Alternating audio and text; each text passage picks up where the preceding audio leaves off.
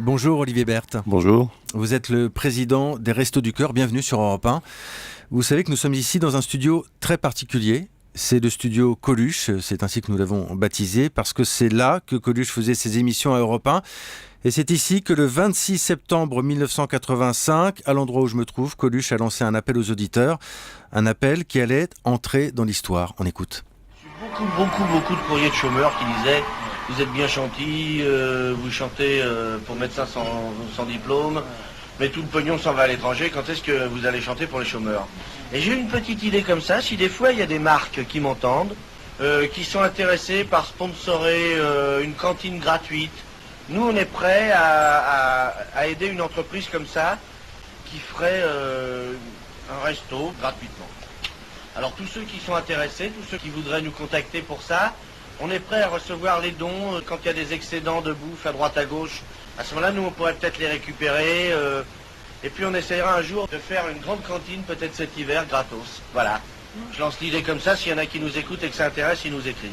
Voilà, Olivier Berthe, ça vous fait toujours quelque chose quand vous entendez la voix de Coluche ? Oui, ça fait quelque chose. Ça fait quelque chose d'être dans ce studio. Ça fait quelque chose de sentir toute la responsabilité qu'on a, de rester fidèle à cette petite idée qui est devenue quand même une très grande idée. Il dirait quoi aujourd'hui Coluche en apprenant que 28 ans après cet appel, plus d'1 million de personnes bénéficient des Restos du Cœur ?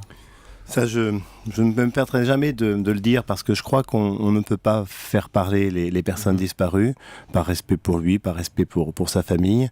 Je pense qu'il aurait toujours la même énergie et la même envie farouche de se battre comme il l'a fait il y a maintenant presque 30 ans pour lancer les Restos du Cœur, mais aussi pour ouvrir les frigos de l'Europe, mais aussi pour lancer la loi Coluche. Et il a montré beaucoup d'énergie, il savait que c'était un combat de longue haleine. Je crois qu'il serait encore en train de se battre. Les dons, plus que jamais, c'est le nerf de la guerre pour vous. Ces dons, on a l'impression qu'ils sont stables, voire tendance à une baisse légère. C'est ça le constat aujourd'hui ? Là, au jour près, à l'heure près, oui, en très très légère baisse. C'est une tendance malheureusement qu'on pouvait craindre à cause d'une crise économique, mais c'est pas une tendance irréversible. Les 10 derniers jours de l'année, cette période de Noël est une période de grande générosité. Il faut savoir que pour toutes les associations, et notamment pour les Restos du Cœur, on va recevoir le plus de dons sur cette semaine que pratiquement pendant le mois qui s'est écoulé. Il est donc tout à fait encore temps de faire un don, notamment si on veut profiter de la loi Coluche et de la défiscalisation à 75% de son don. C'est plus que jamais nécessaire. L'an passé, vous avez distribué 130 millions de repas aux plus démunis, c'est ça ? Vous avez des moyens concrètement aujourd'hui de maintenir ce niveau ? Non. Pas si on nous aide, si on refuse de nous aider plus qu'aujourd'hui. Il est évident que les moyens, nous les obtenons grâce principalement aux donateurs, et c'est tout l'objet de l'appel qui vient d'être fait juste avant. Nous les obtenons aussi si nous arrivons à diversifier les sources d'approvisionnement. Les sources d'approvisionnement, c'est notamment les dons agricoles. Les dons agricoles qui sont la future source. C'est la nouveauté, peut-être. Ça. C'est la nouveauté, en tout cas, c'est la seule piste qui n'a pas encore été explorée, et c'est ce qui permettra peut-être aux associations qui font de l'aide alimentaire de pouvoir obtenir davantage de moyens. C'est tout à fait crucial ce combat-là. Comment ça va marcher ? Alors si vous voulez, quand un agriculteur nous donne un produit qui n'est pas transformé, parce que tous les produits ne sont pas utilisables immédiatement, une tonne de blé, même 1000 litres de lait, ce n'est pas tout de suite utilisable, il faut le transformer avant de pouvoir le distribuer. Mais aujourd'hui, il ne peut pas obtenir d'avantage fiscal. Ça va être possible, notamment au niveau de la filière laitière. On attend, mais dans les heures qui viennent, la publication de la circulaire promise par le ministre de l'Agriculture le 25 novembre dans un centre des restos pour justement permettre cette défiscalisation dès 2014. Maintenant, ce qui est crucial, c'est que cette circulaire, elle soit réellement incitative, très simple, qu'elle donne envie, effectivement, aux agriculteurs de donner, et surtout que les agriculteurs puissent choisir réellement l'association à laquelle ils veulent donner. C'est le choix, la liberté de choix, c'est la simplicité qui ont fait le succès de la loi Coluche. Il faut que les dons agricoles bénéficient exactement des mêmes règles, sinon ça ne marchera pas. Olivier Berthe, plus de la moitié de celles et ceux qui vont au Resto du Cœur sont demandeurs d'emploi, 57%. Ils viennent vous voir, évidemment, quand les allocations sont à la baisse. C'est une tendance lourde, ça, aujourd'hui ?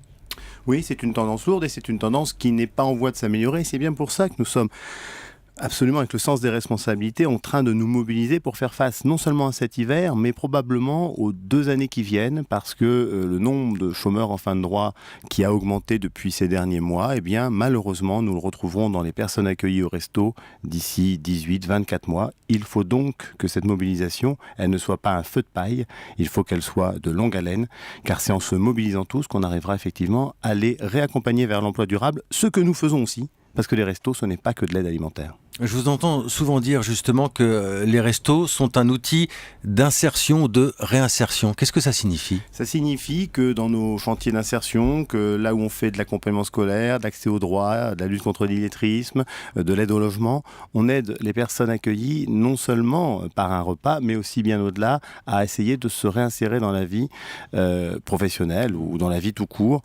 On y réussit le plus souvent possible. Il faut dire qu'au niveau de l'emploi, par exemple, plus du tiers des personnes qui sont dans le chantier d'insertion retrouvent un emploi. Ce sont des victoires au quotidien et celles-là, elles comptent tout autant que les repas et que l'accueil que nous faisons auprès du million de personnes que nous venons malheureusement de franchir. Allez, pour faire un don au Restos du Cœur, il y a un site internet, Oui, le site des Restos du Cœur, et c'est le moyen le plus simple. Et je le rappelle, il reste 1 semaine avant la fin de l'année et pour profiter encore de la période fiscale, plus que jamais, les dons sont indispensables à notre action. Merci beaucoup Olivier Berthe et on salue évidemment les 66 000 bénévoles des Restos du Cœur. On vous souhaite bon courage. Merci pour votre accueil. Europe 1, il est 7h49. C'est à suivre. Dany Cohn-Bendit, Dany, le rouge, oui rouge comme le Père Noël. Et puis la cuisine mode d'emploi de Thierry Marx, 2 étoiles pour une belle volaille. À tout de suite. Jean-Philippe Ballas sur Europe 1.